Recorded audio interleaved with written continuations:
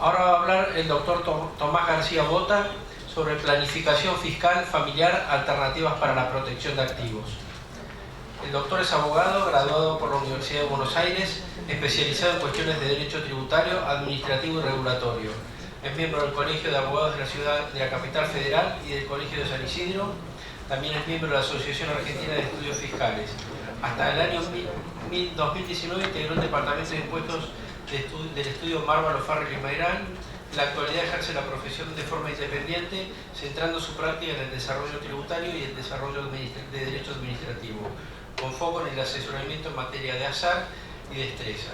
Es autor de diversos artículos de la especialidad. Tiene la palabra. Bueno, muchas gracias, buenas noches a todos. Mi idea, como dice el título, es pensar planificación fiscal familiar, alternativas para resguardar el valor de activos. Mi idea es tratar algunas cuestiones desde el punto de vista general y después en todo caso ir profundizando. Y en primer lugar voy a hablar muy rápidamente de la organización de la Argentina a nivel impositivo. Luego voy a desarrollar el concepto de planificación fiscal, distinguiendo qué es planificación fiscal y qué conceptos no calificarían como planificación fiscal. La línea es muy delgada.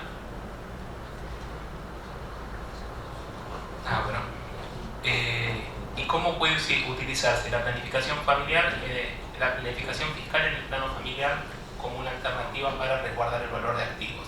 Esto es cómo evitar o morigerar la carga tributaria sobre activos que integran el patrimonio familiar. Dentro de esta temática voy a hablar de cuestiones más sencillas, y se puede hablar de cuestiones sencillas en el ámbito familiar, cuestiones de complejidad media y cuestiones de complejidad ya más alta.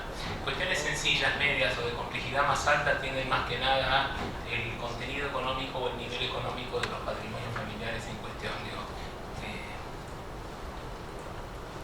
En cuanto a la organización de la Argentina a nivel impositivo, Argentina es un país federal, tiene 3 niveles de imposición nacional, principalmente en el caso de personas físicas o patrimonios familiares. Estamos pensando en 3 impuestos principales: el impuesto a las ganancias, el IVA y el impuesto sobre los bienes personales. A nivel provincial tenemos 24 jurisdicciones. Por un tema numérico hay mayor incidencia, mayor conflictividad generalmente o mayor interacción con lo que es los fiscos provinciales y los fiscos municipales, por un grado de proximidad y por un grado de mayor cantidad de jurisdicciones y mayor cantidad de tributos. Y cuando hablamos de jurisdicción provincial hablamos de ingresos brutos, impuestos sobre los automotores, embarcaciones deportivas, transmisión gratuita de bienes, Buenos Aires, Entre Ríos, ahora me dice Germán Tucumán también, impuesto de sellos. A nivel municipal ya la cosa se complica muchísimo más. Esto es especialista Germán, y estamos hablando de más de 2.300 jurisdicciones. En cuanto a la planificación fiscal, bueno, lo que podríamos decir es, o hacernos esta pregunta: ¿uno está obligado a elegir o manejarse de una determinada forma que implique la mayor carga tributaria posible, o tiene alternativas válidas y legítimas para reducir la carga tributaria que implica sobre un determinado patrimonio o una determinada actividad económica que uno realiza? Yo soy de la opinión, y esto ha sido sostenido por un tribunal de Prusia que cita un doctrinario tributario, Amílcar Araujo Falcao: nadie está obligado a administrar su fortuna y sus rentas de tal manera que proporcione al Estado un máximo de recaudación de tributos. Es decir, uno tiene alternativas legítimas o dentro de un marco normativo determinado para elegir estructuras que le permitan morigerar la carga tributaria total aplicable, sin que esto configure una actuación contraria al ordenamiento jurídico. 3 vías se distinguen, puede haber muchas más vías, yo voy a hablar de 3 vías por hacer una simplificación a los efectos de esta presentación. La primera de ellas, no realizar el hecho imponible. Esto puede darse de 2 formas: no realizar actividades económicas que impliquen la configuración del hecho imponible, o utilizar estructuras jurídicas que consigan el mismo objetivo, como por ejemplo sería la formación de un fideicomiso fideicomiso irrevocable en el exterior del país, en cuyo caso esos bienes aportados se desprenderían del patrimonio del aportante y quedarían fuera del ámbito de imposición, por ejemplo, del impuesto sobre los bienes personales y del impuesto a las ganancias. Recién se pagaría impuesto a las ganancias cuando ese fideicomiso distribuyera utilidades en cabeza de sus beneficiarios. Otra alternativa tiene que ver con la reducción de la base imponible. ¿Cómo se reduce la base imponible? Con esquemas como los que mencionaba Marcelo recién, distribuyendo rentas o optando por un régimen de declaración de rentas que permita a cada uno de los integrantes de un grupo familiar, por ejemplo, aprovechar la progresividad del impuesto.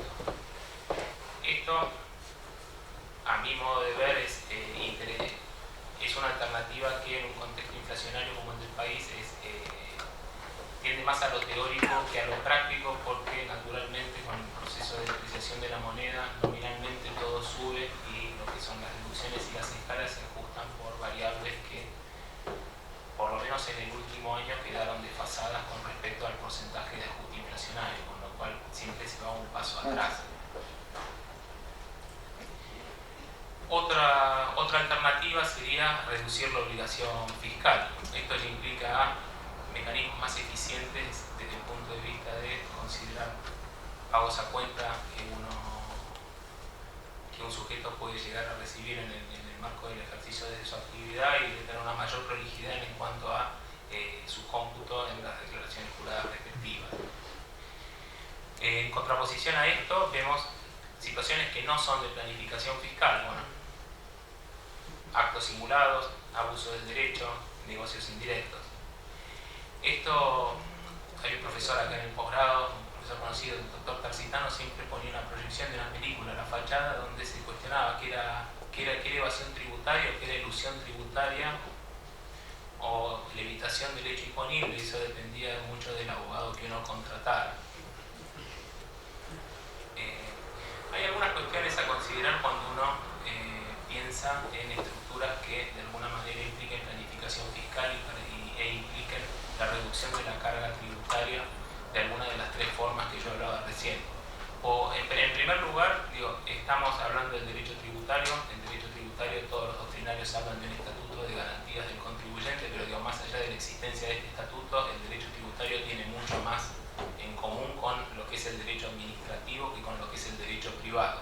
¿Y esto en qué redunda? En la potestad del fisco para recalificar estructuras adoptadas por los contribuyentes, que se llama principio de realidad económica, o la posibilidad de prescindir de estructuras jurídicas e considerar determinadas situaciones de un modo diferente o atendiendo a la finalidad ulterior perseguida por los sujetos que las utilizaron, lo cual puede implicar la realización de ajustes y alguna exposición mayor o menor de los sujetos involucrados en función de los montos en cuestión.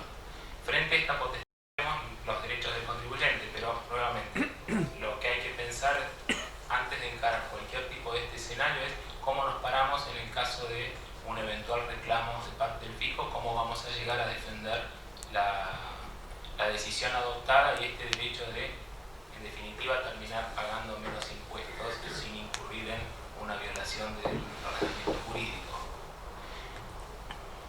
En cuanto a los importes involucrados, esta es una distinción muy grande, uno tiene exposición desde el punto de vista patrimonial propiamente dicho, y ahí estamos viendo, dependiendo de las situaciones que sea, de capital, intereses, y en su caso multas, pero cuando hay más de el capital omitido o dejado de ingresar supera un determinado monto, que luego de la reforma introducida por la ley 17430 es de 1.500.000 pesos por año y por impuesto, podemos entrar dentro de alguna situación de evasión tributaria, que conlleva penas de 2 a 6 años de prisión. La situación puede ser aún más grave si se utilizan estructuras, personas o entidades, o personas humanas o jurídicas o entidades interpuestas, o se utilizan estructuras, negocios, patrimonios de afectación, sea tiendas y fideicomisos, instrumentos fiduciarios y o jurisdicciones no cooperantes. ¿Qué son las jurisdicciones no cooperantes? Jurisdicciones con las cuales la Argentina no tiene suscritos acuerdos para el intercambio de información, para ocultar la identidad o dificultar la identificación del verdadero sujeto obligado. Aquí la situación es más grave, el monto se incrementa un poco, pero las penas son un poco más altas también. Con lo cual, como primera medida, pensar cuáles son los montos involucrados y sobre la base de eso adoptar un enfoque de mayor o menor diligencia a los efectos de tener suficientes elementos de prueba como para justificar en un eventual reclamo lo que es la razonabilidad de la conducta adoptada y la legitimidad de la conducta adoptada vis-a-vis el ordenamiento jurídico. Cuestiones a considerar en el caso de que uno haya realizado alguna alternativa de planificación fiscal y se vea en la posibilidad de sufrir o de tener algún tipo de reclamo fiscal. El tema de la regularización espontánea. La reforma tributaria nos ha dejado una modificación en la ley de procedimiento tributario de la que hablaba Fernando Díez antes que yo, que permite para el caso de contribuyentes no reincidentes eximirse por completo de infracciones desde el punto de vista administrativo si regularizan el ajuste antes de la notificación de una orden de intervención. ¿Qué es una orden de intervención? Una orden de intervención es el primer acto donde la FIP le comunica a uno que está sujeto a inspección por qué impuestos y por qué periodos fiscales. Antes de la reforma tributaria se discutía cuál era la naturaleza jurídica del orden de intervención y si el hecho de que no se notificara una orden de intervención o sobre la marcha se modificara el objeto de la inspección constituía o no una afectación del derecho de defensa. Había muchísima jurisprudencia que decía que sí y que esto implicaba la nulidad del procedimiento. La reforma tributaria de diciembre del 27430 tomó este punto e incorporó a la ley de procedimiento tributario la orden de intervención como un hito en el procedimiento de determinación de oficio. La regularización espontánea tiene incidencia también en materia penal tributaria y ahí eso, dependiendo de los importes que sea,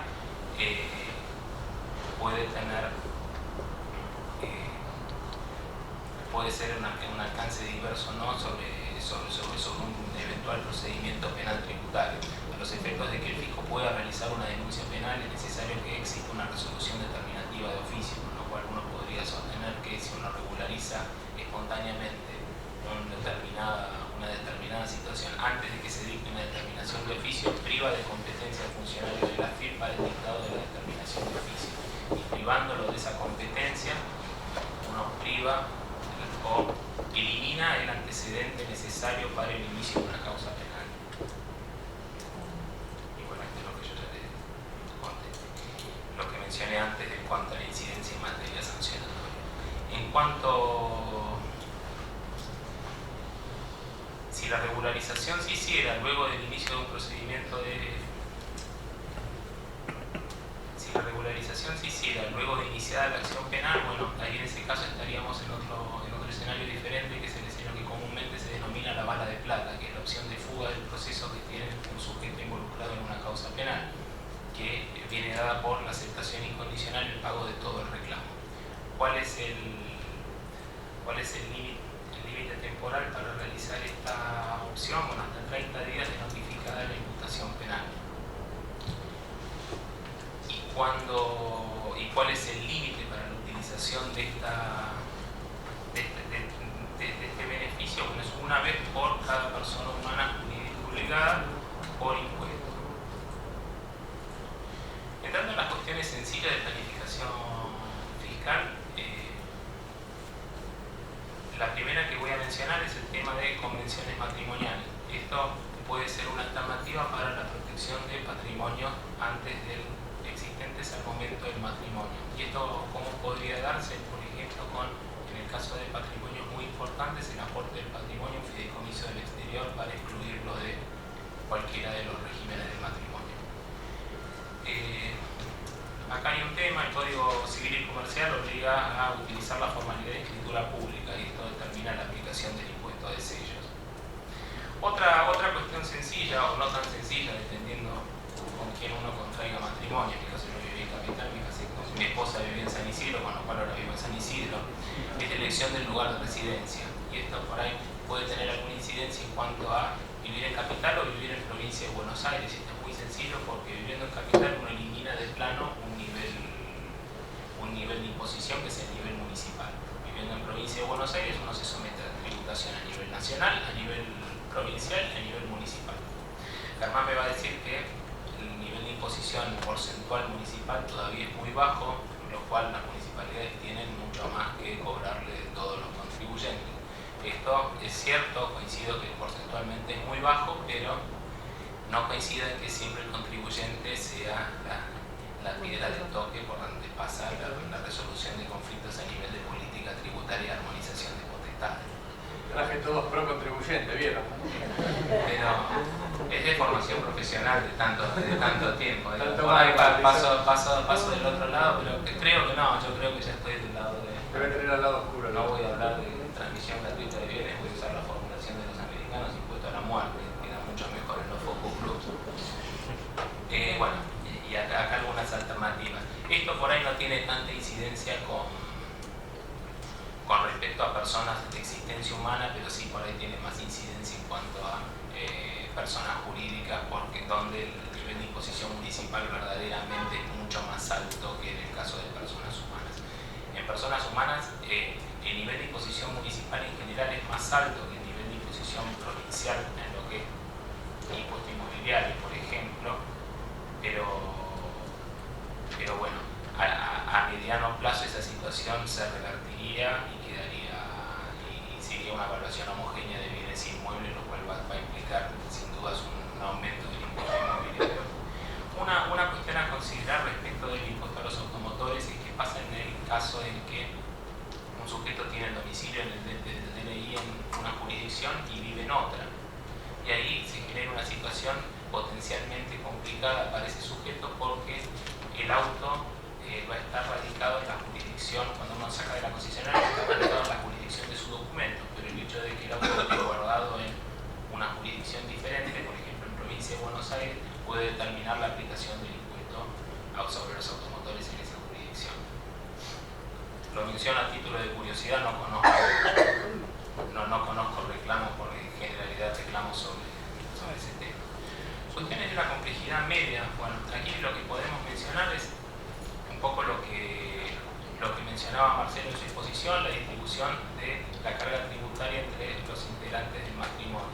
Y aquí yo quiero hacer un intervalo sobre lo que veníamos hablando. Mucho se dijo sobre el régimen general del impuesto a las ganancias.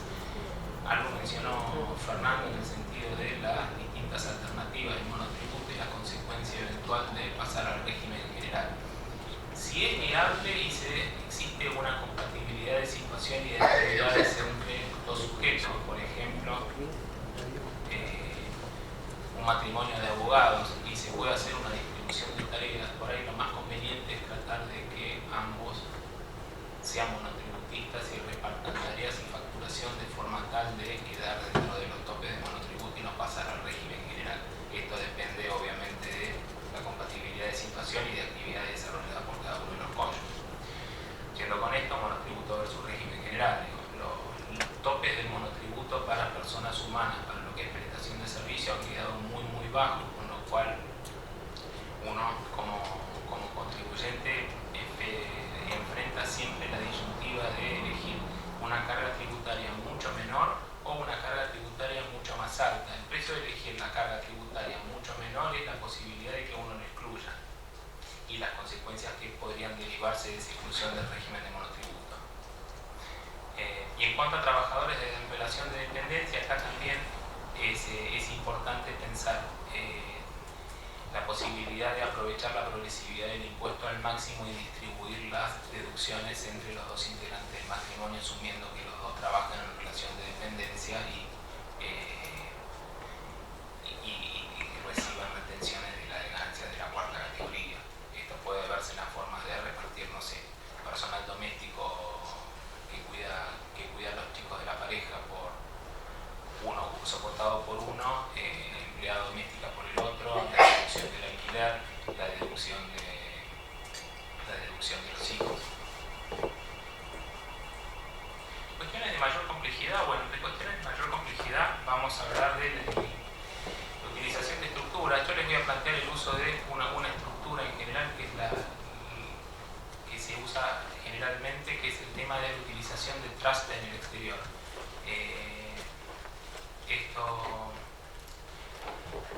es importante pensar en, como yo decía antes, cuáles son los importes involucrados y hablando de jurisdicciones del exterior. exterior, hacer un enfoque integral interdisciplinario que permita tener, uno tiene una idea de lo que es el derecho local y lo que es la carga tributaria a nivel local, y por ahí le va a recomendar a un cliente hacer un fideicomiso en Nueva Zelanda, con lo cual el mínimo de diligencia exige pensar cuestiones de cómo es el marco regulatorio de esta figura en Nueva Zelanda y pensar desde el punto de vista económico cuál es la demora en una eventual disponibilidad de esos fondos en el caso de ser necesario. Por eso es importante ver el enfoque de lo que es legal desde la jurisdicción de la persona que va a formar el vehículo, la jurisdicción donde va a estar radicado ese vehículo y ver todos los aspectos involucrados. En cuanto a vehículos del exterior, bueno, les mencionaba los trusts revocables y irrevocables. Hay otras sociedades como esta joint tenancy, que la ventaja que tienen es que en el caso de muerte de uno de los integrantes, el otro integrante absorbe todos los bienes o toda la participación de la sociedad, con lo cual se puede usar como un mecanismo para disponer de bienes en el caso de fallecimiento de un sujeto sin tener las demoras propias del procedimiento sucesorio. Esto claramente puede llegar a generar alguna tensión con respecto a las normas de impuesto a la transmisión gratuita de bienes y con normas sobre legítima a nivel argentino. Los trusts del exterior, la estructura básicamente son muy parecidas a las de fideicomiso, dependiendo de la jurisdicción que se trate, tendrán algunas particularidades propias. Hasta la reforma de diciembre de 2017 no tenían una recepción normativa, aparte del artículo 140 inciso B de la ley del impuesto a las ganancias, que lo que establecía es la gravabilidad de la distribución de beneficios por parte de estos entes. La discusión que se da a nivel tributario es si estos entes son oponibles o no frente al fisco, es decir, si son transparentes o no.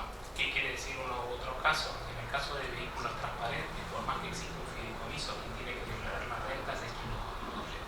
¿Y cuál es la pauta para considerar que un vehículo de estos es transparente o no lo es?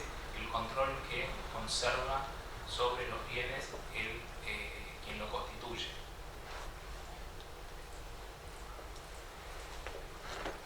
Posterior a la reforma fiscal, bueno, la pauta de control que había sido fijada por la jurisprudencia se incorpora en la ley del impuesto a las ganancias, en el artículo 177,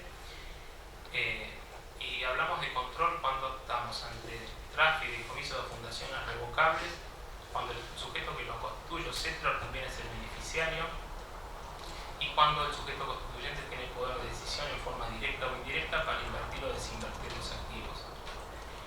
La consecuencia de la falta, en el caso de falta de control, es un trust irrevocable, no revocable. La falta de control, que es el trust, o de la conservación del control, que es el trust revocable, el vehículo es transparente, el sujeto tiene que declarar las rentas como propias.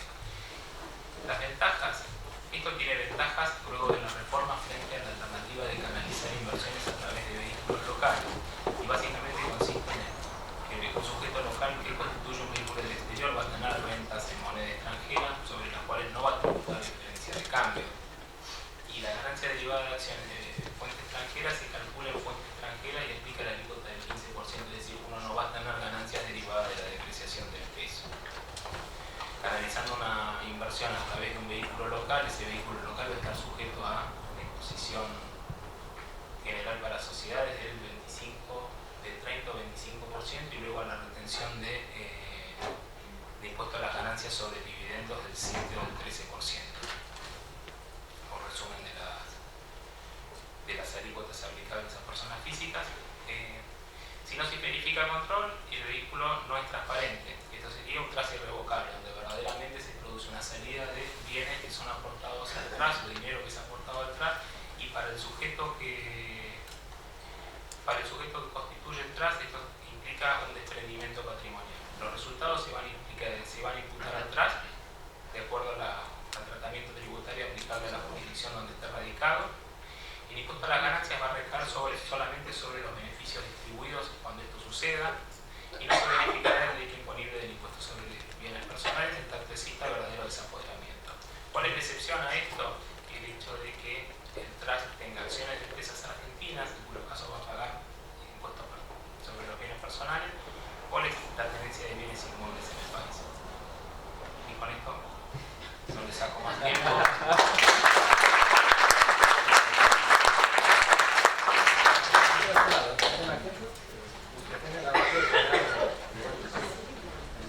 Muchas gracias, doctor. Comento contra el reloj. Ahora el doctor Germán Krivokapich va a hablar sobre impuesto a la transmisión gratuita de bienes. Es abogado de la UBA, especialista en Derecho Tributario, director y profesor de la carrera de especialización en tributación local, docente de posgrado en programa de actualización en asesoría legal para pymes, profesor invitado de la Florida Atlantic University, Boca Raton, Florida, Estados Unidos, autor de varios artículos y colaborador en libros de la especialidad, asesor legal de la Secretaría de Ingresos Públicos de la Municipalidad de Vicente López, director del Instituto de Finanzas Públicas y Derecho Tributario del Colegio de Abogados de San Isidro. Tiene la palabra. Muchas gracias. Voy a tener que hacer un ejercicio de síntesis extremo, porque deliberadamente en la distribución de tareas elegí como anfitrión, como director del instituto, quedar para el final, de modo de no limitar la exposición de los invitados, a quienes les agradezco enormemente, a Daniela, a Fernando, a Marcelo y a Tomás, acompañarnos en esta presentación. Con lo cual la consecuencia directa de eso es que probablemente sea muy escueta, muy limitada la exposición sobre el impuesto a la transmisión gratuita de bienes. Anticipadamente, por eso les pido disculpas. Además me parece muy importante, nobleza obliga, reconocer que la organización de esta jornada, de esta actividad, el mérito intelectual es todo del Instituto de Derecho y Familia. Porque el año pasado el doctor Vilela y el doctor Bosch se me acercaron en una reunión de institutos, lo propusieron. La verdad que me generó alguna duda, es decir, tendrá convocatoria, tendrá interés relacionar el derecho de familia con el derecho tributario. Y todo indica que genera interés. Ustedes dirán si les resultó satisfactoria también la exposición que las que me precedieron. La mía, como digo, no cuenta porque va a ser excesivamente acotada, pero me parecía importante reconocer, como digo, la autoría intelectual de la idea de hacer esta jornada. El impuesto a la transmisión gratuita de bienes, yo les cuento que se volvió interesante para los que tenemos una vida aburrida, se volvió interesante a partir del año 2010, cuando fue restablecido en la provincia de Buenos Aires. Cuando a mí me tocó hacer la especialización en Derecho Tributario, junto con Daniel somos egresados, este impuesto no se daba en tributos locales, por ejemplo, materia de la que yo soy profesor, no veíamos este impuesto porque no estaba restablecido. Fue un recurso tributario que viene de la época de la colonia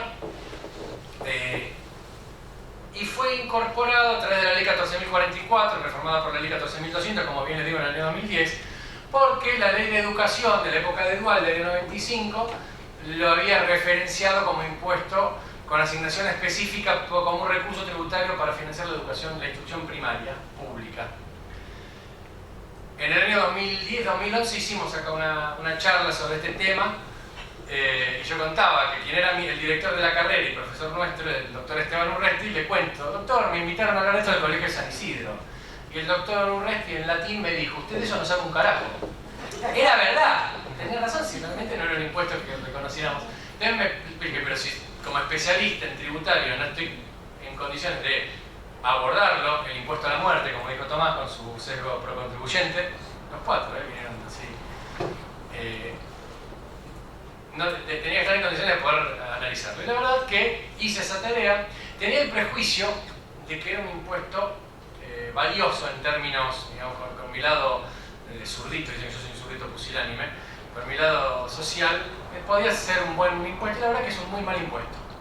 Algo de eso ya muestra esta primera información. En el año 2011 recaudó 20 y pico de millones de pesos. En el año 2016 recaudó en la provincia de Buenos Aires 400 millones de pesos. Podría ser un atractivo recurso municipal, para que se den una idea. Cuando fue restablecido, estaba previsto que se incorporara a partir del 1 de enero del 2010. El 27 de octubre del 2010 algo pasó. ¿No? ¿Todos se acuerdan? Miren. Y entonces el 23 de diciembre, la legislatura de la provincia de Buenos Aires, sobre pretexto de que había algunas cuestiones burocráticas que aún hoy persisten, no podía implementarse el impuesto, fue declarado no exigible para todos los hechos imponibles que se verificaron durante el 2010. Gracias a esto, la asociación de Néstor, que tramitó en un juzgado en los tribunales de Lomas de Zamora, se ahorró. Si ustedes piensan que se recaudaron 20 millones de pesos en el 2011, en el 2010 la asociación sola de Néstor hubiera pagado 11 millones de pesos. Recurso que se perdió. Algo parecido había ocurrido cuando este impuesto fue extinguido, fue derogado, el 7 de abril de 1976. 2 semanas después del golpe de Estado del 24 de marzo. José Alfredo fue designado ministro el 1 de abril. Ni corto ni perezoso, él estaba tramitando la sucesión de su familia de lo que era el complejo La Estancia, Comalol y Malagüe. Y fue derogado con efecto retroactivo el 1 de enero de 1973. Los polos se atraen y se parecen, ¿no? Este es un impuesto, como les decía, que si ustedes lo relacionan con el total de la recaudación de la provincia de Buenos Aires, toman dimensión y magnitud de la baja relevancia. Y es a los abogados de a pie nos trae algunos dolores de cabeza, ¿no? En las sucesiones, cuando tienen que liquidar y meter la clave fiscal, y a veces metes la plata, metes la clave fiscal tuya como abogado y no la clave fiscal del cliente, y si lo liquidaste 3 o 4 veces, después tenés reclamos, ¿no? Ahí hay gente que pone cara de me están trayendo, me la paso yendo a Arba a resolver los problemas que me trae aparte el aplicativo web es muy malo. Todo eso, para que tenga una... Ustedes piensan, estos son datos del año 2015 y 2016. Había anticipado, creo que Fernando o alguien en la exposición, que a nivel provincial el impuesto relevante es ingresos brutos. El 80% de la recaudación propia es ingresos brutos. La provincia de Buenos Aires este año tiene más de 800.000 millones de pesos de presupuesto. 400.000 millones son recursos propios, 400.000 millones, un poco más recursos coparticipados. Estamos hablando de nada, ¿no? Para que nos traiga los dolores de cabeza que nos trae. Si lo vemos con otro tipo de gráfico, una torta de recaudación, ni figura el impuesto a la transmisión gratuita.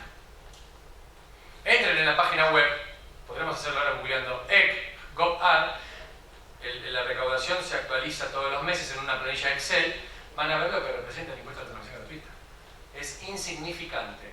Con lo cual ahí le di razón a Esteban, que a pesar de mi prejuicio de que podría ser un buen impuesto, hoy mi sugerencia sería derogarlo. O en el peor de los casos, como decía Tomás, yo tengo mi corazoncito puesto en la fiscalidad municipal, podría ser un buen tributo municipal, mucho mejor controlado por la inmediatez y podría tener un fin mucho más noble si fuera, por ejemplo, a la salud pública del mismo municipio o a la educación pública del mismo municipio y no perderse en un agujero negro que es el presupuesto provincial, donde la educación pública se absorbe el 30% del total.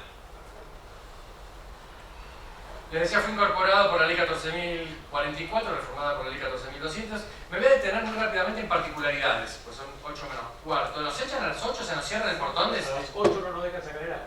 Entonces me voy a apurar muchísimo, voy a pasar por arriba toda la parte histórica, las opiniones que tenían Adam Smith, David Ricardo, Alberti, Keynes sobre este impuesto, a contarles que como particular tiene que graba la transmisión a título gratuito entre vivos o por causa de muerte, pero además graba la transmisión a título oneroso, presumiendo que en determinados casos están alcanzados como hecho imponible. Por ejemplo, si una persona retira de una cuenta de banco 60 días antes del deceso del causante dinero, se presume que ese dinero que se retiró es parte del patrimonio del causante que tiene que pagar impuestos a la transmisión gratuita. Salvo prueba en contrario. Prueba diabólica, ¿no? Por caso. Otra de las particularidades en la República Argentina, que está establecida en la provincia de Buenos Aires, en la provincia de Entre Ríos y en la provincia de Tucumán. El aspecto territorial del elemento objetivo del hecho imponible prevé que este impuesto grava en los supuestos, por ejemplo, de la provincia de Buenos Aires, en que el causante tenga domicilio en la jurisdicción, que era el caso de Néstor, que tenía domicilio en la Quinta Presidencial de Olivos, votaba en mi misma mesa, o que el causante tenga bienes en la provincia de Buenos Aires. O sea, si vos sos un cordobés que te moriste y tenés un departamento en Mar del Plata para venir a veranear, está alcanzado por el impuesto y va a ser grabado ¿en qué momento? Cuando vos saques el testimonio de ley 22.172 de la jurisdicción cordobesa, lo quieras ingresar acá y sea que lo presentes directamente en el registro, que lo presentes para inscribirlo en un juzgado aquí, te van a exigir el impuesto de la transmisión gratuita. En Entre Ríos y Tucumán también, lo que genera supuestos de doble o múltiple imposición. Te hago una pregunta, es una sociedad anónima de Cava y la causante también con domicilio en Cava tiene, bueno, la sociedad tiene inmuebles en la provincia de Buenos Aires. Está alcanzado. ¿Está alcanzado? Sí, bueno, corte a favor. ¿Eh? Porque hay que atender a dónde está registrada. sea, le importa, ¿no? Esta es la parte donde se desordena el boliche, pero sí. A ver, la respuesta inmediata fue estar cansado, ¿por qué? Porque si vos haces la consulta ARBA, yo acá traje algunos dictámenes técnicos de la agencia de recaudación y le va a decir, hay un caso que es uno de los que tengo muy rápidamente, se los nombro. Fue un caso que una escribana consultó, que vos estás preguntando, donde era una sociedad en capital. La causante accionista de Capital, pero no había causante acá. Acá lo que es más complejo todavía y más enrevesado. Había bienes en provincia de Buenos Aires, pero había una renuncia gratuita a un usufructo de acciones. La escribana hizo la consulta y ARBA estableció que estaba alcanzado, porque puede adelantarse la opinión en el sentido de que la renuncia al derecho real de usufructo por parte del usufructuario a favor del nuevo propietario se encuentra grabado con el impuesto a la transmisión gratuita de bienes. Informe técnico 22 del 2011. Yo le doy la razón atómica y jurisprudencia a favor de corte. Llegué a la corte. Porque si la escribana hizo la consulta y tiene que tomar la decisión en el momento, les anticipo que se van a encontrar con el óbice de que ARBA te va a querer plantear. Y en general, las cuestiones que sean, digamos, en las que intervengan escribanos, ¿hay algún escribano? Se fue recién, pero si hay algún escribano más, el escribano va a hacer la consulta a ARBA porque no va a querer poner en juego su matrícula, su registro o su patrimonio personal como agente de información y como agente de percepción del impuesto. El tema ahí es qué garantía, la discusión que va a tener con el escribano es si te toma alguna garantía para no practicarte la retención, que es una discusión hermosa y que está destinada al fracaso. 108 minutos, es más, avanza hacia el final de la exposición en mi ejercicio de síntesis extrema. Otro caso similar, ¿qué ocurre en el supuesto, y acá lo hemos visto, de las liquidaciones de la sociedad conyugal? Cuando hay un acuerdo de adjudicación parcial del acervo matrimonial, también una escribana preguntó qué ocurría en ese supuesto. ¿Qué dijo ARBA? La adjudicación de los bienes resultantes de la disolución de la sociedad conyugal, les doy la cita, informe 24 de 2011 de ARBA, dictamen. Anticipo que yo veía que algunos sacaban fotos, tomaban notas de las presentaciones estas, después las vamos a subir al LinkedIn del instituto y a la web del colegio. La adjudicación de los bienes resultantes de la disolución de la sociedad conyugal no está alcanzada por el citado gravamen por cuanto no resulta ser un acto a título gratuito. No obstante ello, y ahí perdimos, se dejó sentado que distinta es la situación si uno de los cónyuges se le adjudican bienes a cambio de una contraprestación de entrega del otro con el fin de tornar equivalentes los valores. O sea, si la cuenta particionaria no es exactamente equivalente, y como suele ocurrir, la mujer se lleva más que el marido, el impuesto está alcanzado, el acto está alcanzado con el impuesto a la transmisión gratuita de bienes. Por la Más diferencia. por la diferencia. Por la diferencia. de la comunidad. Exactamente. Es raro igual, pues yo no creo que sea el espíritu del impuesto grabarte este tipo de situaciones. Otro más grosero todavía, y con esto termino. Donación de nuda propiedad. Existe una escritura de distracto de donación. ¿Qué significa esto? O sea, frente a la donación, se revoca la donación y vuelve al propietario original. Ese acto está grabado con el impuesto a la transmisión gratuita, informe 26 del 2011. No cabe sino interpretar con relación al distracto analizado que se deshace una operación gratuita, más precisamente la de donación de la nueva propiedad efectuada por el donante. En definitiva, se verifica una transmisión que implica para quien así recupere el dominio pleno un enriquecimiento patrimonial a título gratuito que cae bajo la órbita del impuesto a la transmisión gratuita de bienes. O sea que esas dos veces estuvo grabada. Si están alcanzados, claro. La compensación económica. ¿Perdón? La compensación económica. Si es a título gratuito y lo consultas en ARBA y de acuerdo con cómo está instrumentado, si tiene intervención en el expediente judicial, por ejemplo, el fisco, me animo a interpretar que te va a interpretar que está grabado. Acá donde, con esto concluyo, ¿no? Porque nos van a cerrar el auto, como me dijo acá el doctor Dilela. Pidiendo disculpas de nuevo por anticipado por lo acotado de esta última parte, pero deliberadamente lo hice sabiendo que quería que mi amigo Tomás, todos te queremos,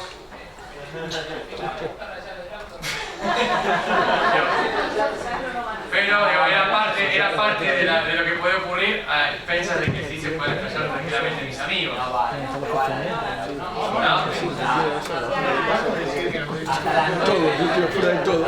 De todas maneras, dicho esto, muchas gracias por la paciencia.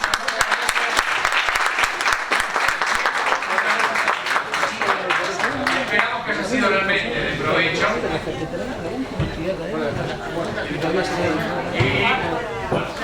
Yo le agradezco al Instituto de Derecho Tributario. Ustedes habrán visto que los que hacemos familia tenemos algunas ideas geniales. Hacemos trabajar a otros y nos beneficiamos.